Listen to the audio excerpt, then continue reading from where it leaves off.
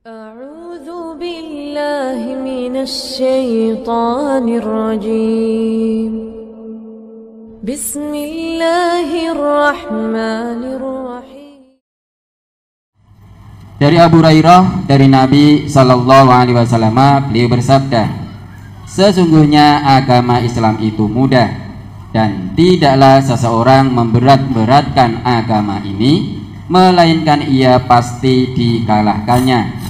Maka berlaku luruslah kalian, berlaku wajarlah dalam beribadah, mendekatlah, bergembiralah, dan mohonlah pertolongan kepada Allah di waktu pagi dan sore, dan sedikit di waktu malam. Hadis riwayat Bukhari. Mohon penjelasan. Ya, agama ini mudah ya. Jadi syariat yang datangnya dari Allah ini itu sangat mudah untuk kita laksanakan. Maka apa yang menjadi perintah Allah kan tidak pernah membebani di luar kadar kemampuan hambanya. Artinya qadrul mustato', semaksimalnya. Nah, kalau kemudian ada seseorang yang ghulu, ya, terlalu dalam menjalankan agamanya, misalkan sholat semalam suntuk,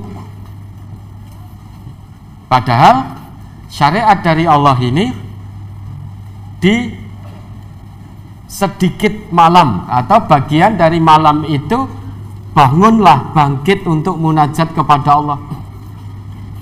Tetapi tiba-tiba ada orang yang ba'da isya, sesudah sholat isya sampai subuh sholat malam terus. Itu berarti dia memberatkan atau memberat-beratkan agama. Kalau sudah demikian, agama tidak lagi terasa mudah baginya, justru agama semakin terasa berat. Lalu perintah Allah di sebagian malam, munajatlah, datanglah. Lah kok ini semalam suntuk, dari habis sholat isya sampai subuh qiyamul lail, sholat malam terus. Maka agama tidak lagi terasa mudah, tetapi bagi dirinya agama terasa semakin berat. Lah kok ngene toh tibake agama kok yo abot men. Lah sing ngekon sapa? Dan perintah Allah saja hanya sebagian malam. Misal sakit, rukhsahnya boleh tayamum. Terus tiba-tiba ada orang yang meyakini, oh tayamum itu ndak afdol, wong ada air. Lah kan kowe lara, tapi kan jek enek banyu, pokoknya aku kudu wudu. Begitu dia wudu, terkena air, sakitnya semakin parah. Tibake agama ki yo abot tenan. Dia akan merasakan berat. Misal, bapak ibu diuji dengan sakit. Normalnya sholat itu berdiri, tetapi jenengan berdiri keliengan, pengen ambruk terus. Terus kemudian memperberat diri, pokoknya saya sholat harus berdiri. Padahal Nabi kita membolehkan dengan duduk, kalau duduk tidak kuat dengan berbaring juga boleh. Akhirnya jenengan bangun untuk sholat, itu keliyang-keliyang apa meneh, vertigo pasan. Dengan berdiri keliyang. Jenengan akan merasa, agama ki abot banget.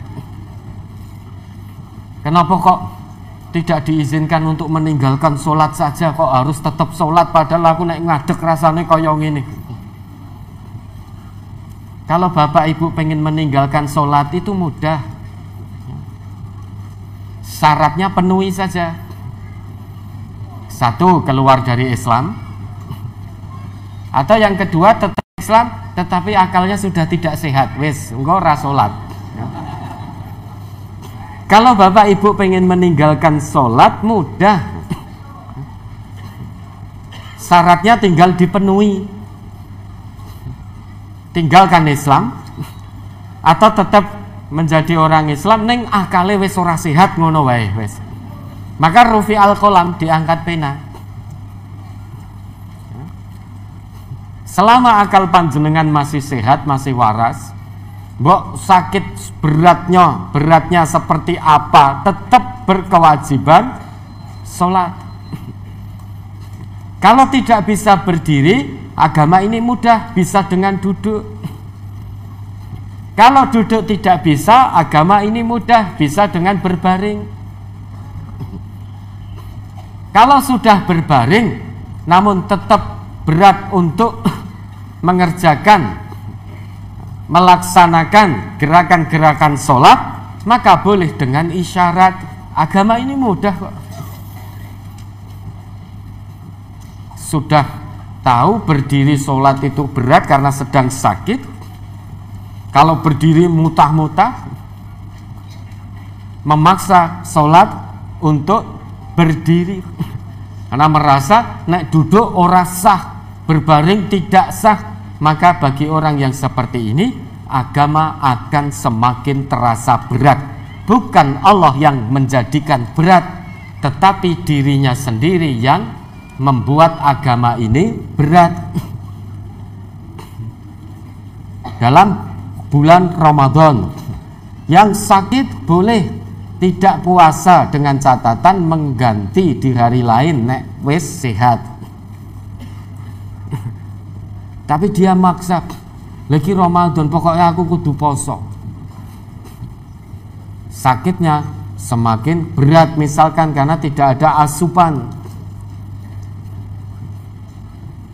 Di siang hari dia semakin lemas, menjelang sore tambah lemas.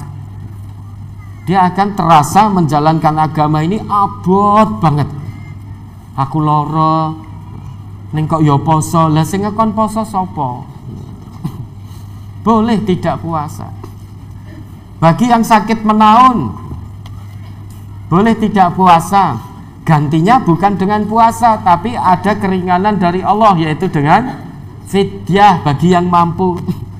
Kalau tidak mampu membayar fidyah, karena memang di daerah itu yang paling fakir, paling miskin, tidak ada lagi selain dirinya.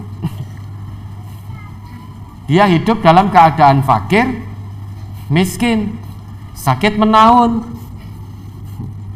tidak puasa Ramadan, mau bayar fidyah juga tidak mampu.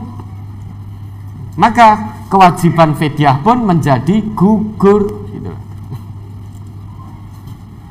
Kewajiban puasa Ramadannya boleh dia tidak berpuasa karena fakir miskin, tidak mampu membayar fidyah, malah justru mendapat saluran fidyah. Maka kewajiban fidyahnya pun juga gugur sebagai bentuk kemudahan dari Allah.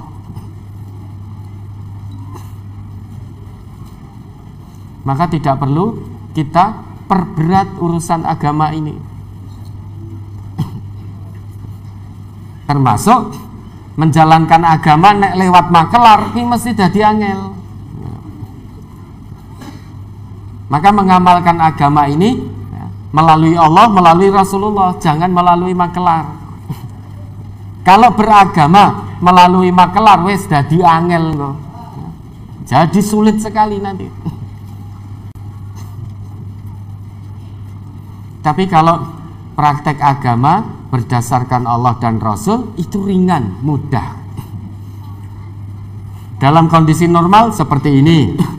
Kalau kondisi di luar normal, extraordinary, darurat, maka ada rukhsah, keringanan dari Allah, dari Rasulullah seperti ini. Sudah selesai.